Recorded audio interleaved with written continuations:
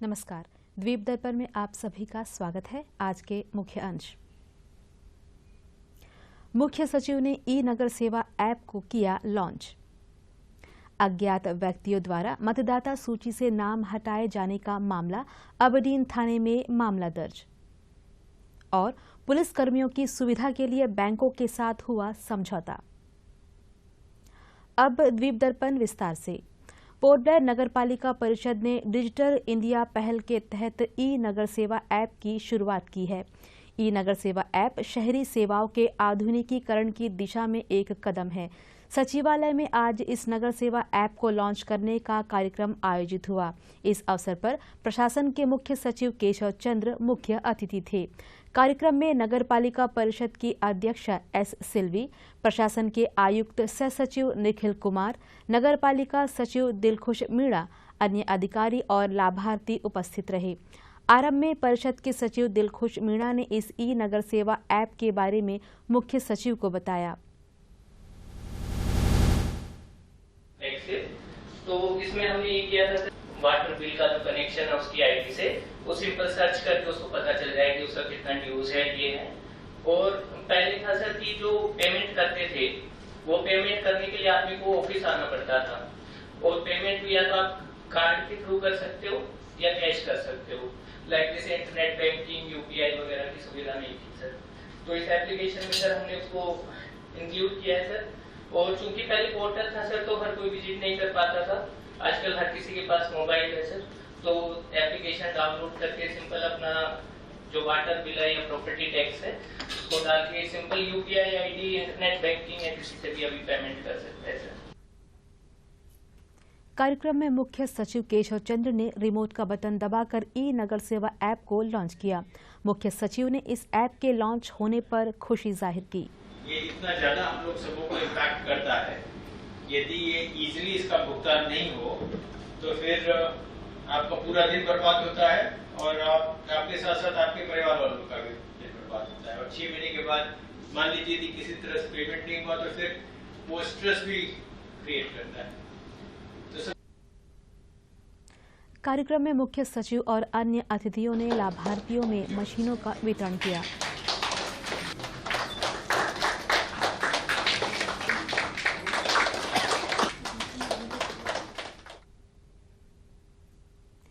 हाल ही में अंडमान निकोबार प्रशासन के विभिन्न पदों पर भर्ती के लिए आयोजित भर्ती प्रक्रिया में आंध्र प्रदेश के श्रीकाकुलम जिले के बारुआ गांव से 24 नए रंग रूटों का चयन हुआ। इन नए रंग रूटों को सम्मानित करने के लिए बारुआ विलेजर्स वेलफेयर संगम की ओर से कल शाम हैडो में सम्मान कार्यक्रम आयोजित किया गया। हैडो वार्ड संख्या 1 के सामुदायिक सभागार में आयोजित कार्यक्रम में प्रशासन के मुख्य सचिव केशव चंद्र मुख्य अतिथि थे। उनके कार्यक्रम स्थल पहुंचने पर पार्षद साहुल हमीद और पार्षद सोमेश्वर राव ने मुख्य सचिव का स्वागत किया। मुख्य सचिव को शॉल और गुलदस्ता भेंट कर अभिनंदन किया गया। उन्होंने दीप प्रज्वलित कर सम्मान समारोह का शुभारंभ किया। कलाकारों की ओर से नृत्य और संगीत के कार्यक्रम प्रस्तुत किए गए।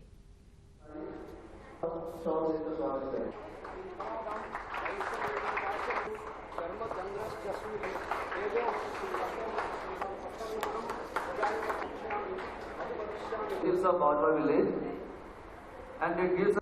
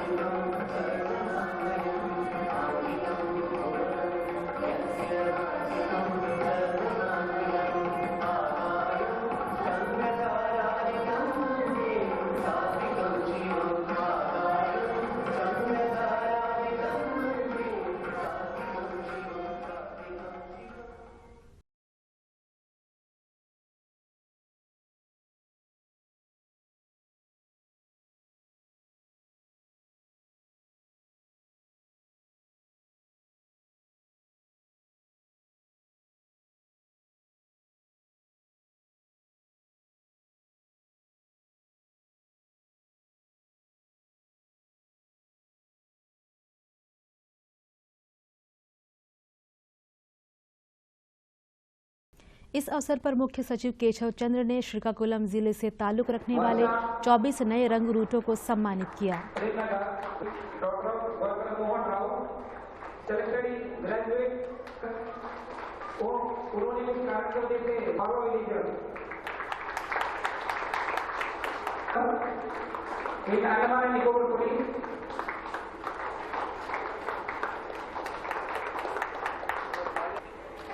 घर में दोनों भाई लोग एक साथ नौकरी पर श्री राजेश बाबू सब भी करना कि हमारा सबके लिए गर्व का बात है।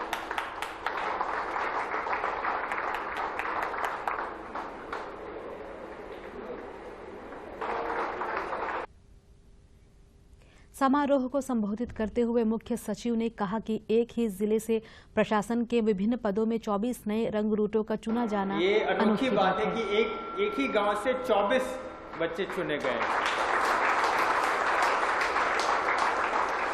तो ये दिखाता है कि एक गांव में कितना डिसिप्लिन है और गांव के जितने भी लोग हैं, जितने परिवार हैं, माता पिता हैं, सब अपने बच्चों को पढ़ाई की तरफ कितना जोर देते हैं। ये बहुत ही अच्छी बात है। सिर्फ मैं ये कहना चाहूँगा कि 2 चीज़ें बहुत ध्यान में रखने लायक है कि आप सब यहाँ पे इसलिए आपको गवर्नमेंट जॉब मिला है, इसका 2 कारण है। एक कारण तो यह है कि आपने मेहनत किया और दूसरा कारण ये है कि पूरा जो सिलेक्शन प्रोसेस था वो एकदम साफ था। कार्यक्रम में पार्षद और अन्य लोगों ने भी अपने अपने विचार रखे। जो भी कार्य मिले उसमें ईमानदारी बरते हुए तो 100% आप सक्सेस होगे, क्योंकि ईमानदारी एक ऐसा मंत्र है जो आपको आगे बढ़ा सकता है। सब सेलेक्ट होके आए, मेरे को बहुत खुशी लगता है क्योंकि हम भी ये सेकेंड टेन्यूर है। कब से हम लोग सोचते हैं सब जॉब जॉब जॉब पूछते हैं, बट चीफ सेक्रेटरी को बहुत बहुत धन्यवाद। मुख्य सचिव केशव चंद्र को संगम की ओर से स्मृति चिन्ह भेंट किया गया। मतदाता सूची में मतदाताओं के नाम को अज्ञात व्यक्तियों द्वारा हटाए जाने का मामला प्रकाश में आया है। इस संबंध में अबडीन पुलिस थाने में मामला भी दर्ज हुआ है। इस बारे में और अधिक जानकारी देने के लिए दक्षिण अंडमान जिले की पुलिस अधीक्षक निहारिका भट्ट ने आज प्रेस मीट बुलाकर मीडिया कर्मियों को जानकारी दी।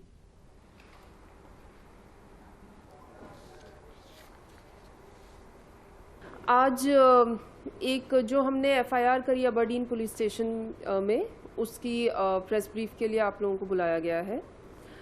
जैसा आप जानते हैं कि इलेक्शंस होने वाले हैं, तो इसमें एक एक्ट होता है रिप्रेजेंटेटिव्स ऑफ पीपल्स एक्ट, जिसके अंदर अगर कोई इलेक्टोरल ऑफेंस होता है तो उसकी एफआईआर दर्ज करी जाती है। अबडीन पुलिस स्टेशन में एक एफआईआर दर्ज हुई है जिसमें section 31 of representatives of peoples act and 419 IPC 419 IPC की धाराएं लगाई गई हैं। कंप्लेनेंट इसमें असिस्टेंट इलेक्टोरल रोल ऑफिसर हैं AERO, जो कि एडमिनिस्ट्रेशन से हैं।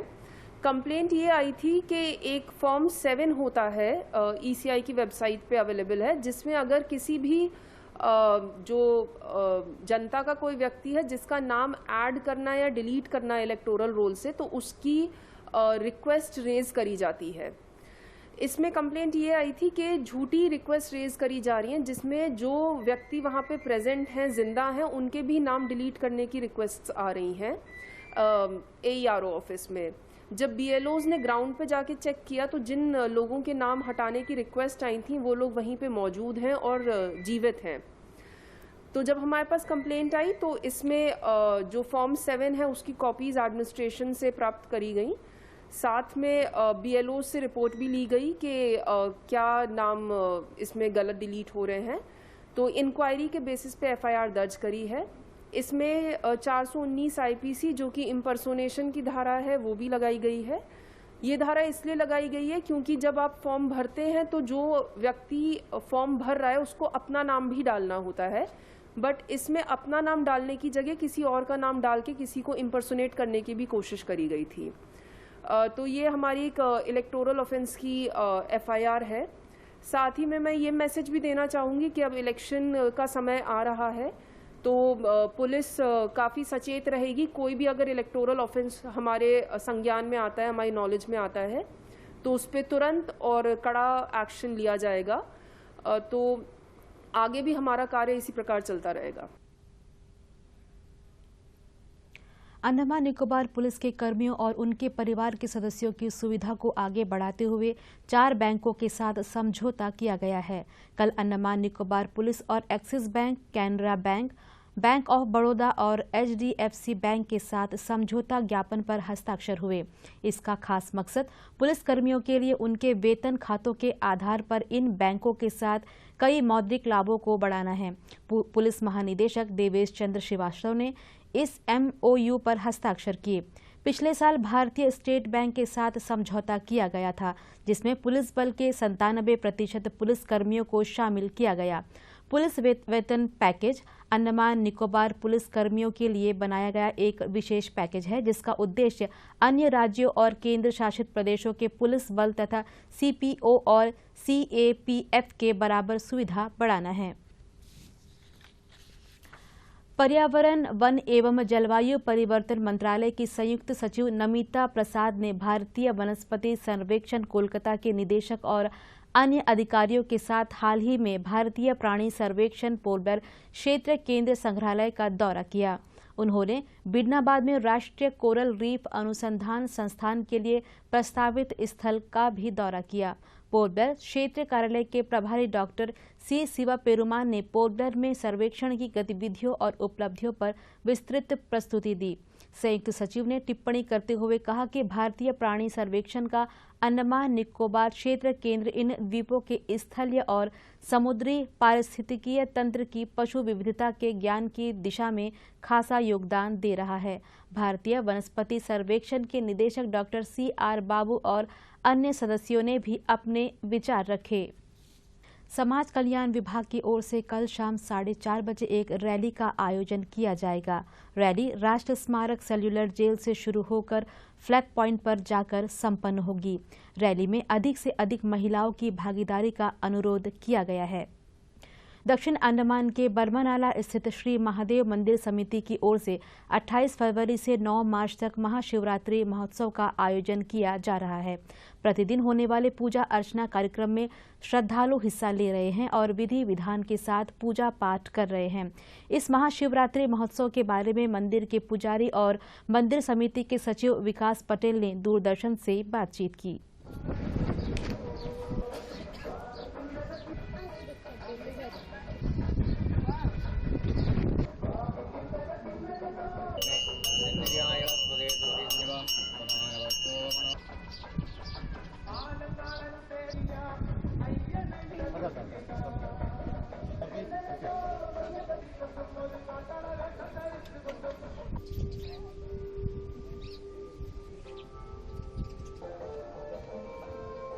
பர்மநாளா மகாதேவருடைய சிவச்சேத்திரத்தில் தசதின் சிவராத்திரி பூஜையானது நடைபெற்று கொண்டிருக்கிறது. இங்கே காலையில் 4 மணிக்கு ஆலயமானது திறக்கப்பட்டு 4:30க்கு நிர்மால தரிசனம், 5 மணிக்கு அபிஷேகம், 6 மணிக்கு மகா கணபதி ஹோமம் தொடங்கும். கணபதி ஹோமத்திற்கு அப்புறம் சுவாமிக்கு ஒரு நித்திய கால சந்தி கால பூஜை நைவேத்தியம் நடக்கும். அதுக்கப்புறம் ஒவ்வொரு நாளும் விசேஷ பூஜையாக மிருத்யுஞ்ச ஹோமம், அகோர ஹோமம், இந்த ஹோமங்கள்லாம் விசேஷமாக நடைபெறும். அதுக்கப்புறம் 10 மணிக்கு நவகலச பூஜையானது நடைபெறும். நவகலச பூஜை பண்ணி பஞ்சகவ்யம் பூஜை பண்ணி மகாதேவருக்கு விசேஷ அபிஷேகம் நடைபெறும். அதுக்கப்புறம் துவஜத்துக்கும் சிவனுக்கும் ஒரே டயத்தில் மகா ஆரத்தி நடைபெற்று சரியாக 12 மணிக்கு மகா அன்னதானம் நடைபெறும். அதுக்கப்புறம் 12 மணிக்கு அப்புறம் ஆலயம் வந்து க்ளோஸ் செய்யப்படும். அதுக்கப்புறம் 4 மணிக்கு ஆலயம் திறக்கப்பட்டு சரியாக 5 மணிக்கு பகவதி சேவான்னு சொல்லப்படுற தேவி பூஜையானது நடைபெறும். हमारे यहाँ 28 फरवरी से 9 मार्च तक शिवरात्रि महोत्सव चल रहा है और इसमें विशेष 8 तारीख को जो महाशिवरात्रि का कार्यक्रम है उस दिन 4:30 से 6:30 बजे तक बच्चा को तालाब के लिए एक भव्य शोभा यात्रा होगा और अगले दिन 9 तारीख को 4:30 से 7:30 तक का एक सत्संग है जो कि 8 आर्टिस्ट चेन्नई से आ रहे हैं और बाकी हर दिन यहाँ पे अन्नदान चल रहा है। चिन्मय मिशन के श्री सार्वेश्वर महादेव मंदिर में 8 मार्च को महाशिवरात्रि का आयोजन किया जाएगा। दिन भर कई कार्यक्रम आयोजित होंगे। सवेरे 6 बजे गणपति होमम के साथ पूजा आरंभ होगी। शाम में भी भजन, कीर्तन एवं सत्संग के कार्यक्रम रखे गए हैं जो अगले दिन प्रातः 4 बजे तक चलेंगे। कला एवं संस्कृति विभाग होली के उपलक्ष्य में कल शाम पारंपरिक लोक गीतों का कार्यक्रम आयोजित करने जा रहा है। यह कार्यक्रम कल शाम 6 बजे अंडमान क्लब में शुरू होगा। इसका लुत्फ उठाने के लिए विभाग ने लोगों को आमंत्रित किया है। विद्युत विभाग कल पोर्टब्लेयर के कुछ इलाकों में दोपहर 2 बजे से शाम 5 बजे तक बिजली कटौती करेगा। फिनिक्स बे सब स्टेशन में MVA पावर ट्रांसफार्मर के वार्षिक रखरखाव के चलते यह कटौती होगी। पोर्टब्लेयर के लाइट हाउस, फिनिक्स बे फिशरीज जेट्टी एरिया, अनारकली, दिलानीपुर, क्यारी हिल, पोंगीचांग, फोरशोर रोड, मेगापौध, टील हाउस और हॉर्टिकल्चर रोड आदि इलाकों में बिजली प्रभावित रहेगी। इसी प्रकार कल दिन में 2 बजे से 3 बजे तक मरीन हिल, डिग्नाबाद का पूरा इलाका, राउंड बस्ती और नेताजी क्लब क्षेत्रों में भी बिजली गुल रहेगी। आगामी राष्ट्रीय फुटबॉल चैंपियनशिप में द्वीप समूह की फुटबॉल टीम के चयन के लिए 10 मार्च को पोर्टब्लेयर में चयन ट्रायल का आयोजन किया जाएगा। यह चयन जवाहरलाल नेहरू राजकीय महाविद्यालय के फुटबॉल मैदान में सवेरे 9 बजे से आरंभ होगा। भाग लेने के इच्छुक सभी जिलों, विभागों, क्लबों, सेवा विभागों और गांवों से अनुरोध किया गया है कि वे अपने खिलाड़ियों को इस चयन ट्रायल में भेजें। इस संबंध में अधिक विवरण के लिए मोबाइल नंबर 9476079195, 8900924653, 9434286633 और 9434281791 पर संपर्क किया जा सकता है। और अब अंतर्द्वीपीय जलयान यात्रा संबंधी सूचना। MV रानीचंगा, स्वराज द्वीप और लॉन्ग आइलैंड होते हुए रंगत की यात्रा पर कल सवेरे 6 बजे फिनिक्स बे जेट्टी से प्रस्थान करेगा और इसकी वापसी कल ही दोपहर 1 बजे उन्हीं रास्तों से होते हुए रंगत से पोर्टब्लेयर के लिए होगी। MV रंगत स्वराज द्वीप की यात्रा पर कल सवेरे 6:30 बजे फिनिक्स बे जेट्टी से प्रस्थान करेगा और इसकी वापसी कल ही सवेरे 9 बजे स्वराज द्वीप से पोर्टब्लेयर के लिए होगी। MV कमोटा शहीद द्वीप की यात्रा पर कल सवेरे 6:30 बजे फिनिक्स बे जेट्टी से प्रस्थान करेगा और इसकी वापसी कल ही सवेरे 8:45 पर शहीद द्वीप से पोर्टब्लेयर के लिए होगी।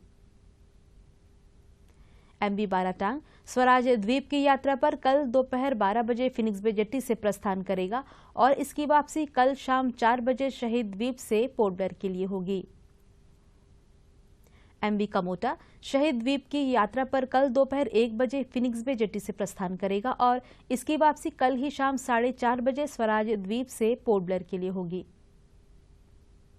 MV रंगत स्वराज द्वीप की यात्रा पर कल शाम 5 बजे फिनिक्स बे जेट्टी से प्रस्थान करेगा और इसकी वापसी अगले दिन सवेरे 5:30 बजे शहीद द्वीप होते हुए स्वराज द्वीप से पोर्टब्लेयर के लिए होगी।